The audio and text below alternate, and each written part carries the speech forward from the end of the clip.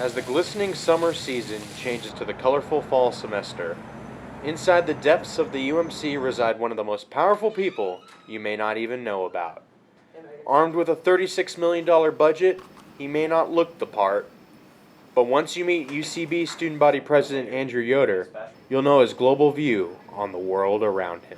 At this point, I've been to about, 23 different countries.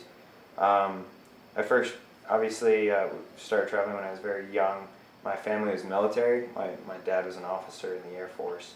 And we were stationed overseas, and we would just take a week and go to, all of Scandinavia, or, Austria or Spain, or we went to Morocco.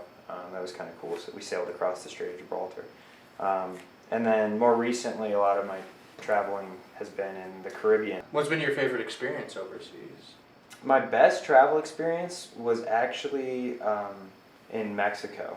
We just did it very, very low-key. We traveled on public transportation down there. Probably the cheapest vacation I've ever been on, but also probably the most fun. The most basic memories that people like the most are the ones where there's usually not, you're not going to remember the paycheck you got, but you're going to remember the experiences along the way.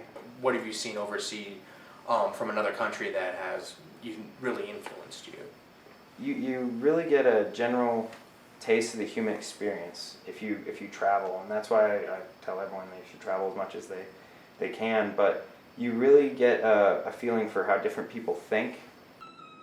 Andrew will have the rest of his school year to apply his experience to the presidency, before the business operations major has to leave his UMC office and ride off into his college sunset. Tomczak, News Team Boulder.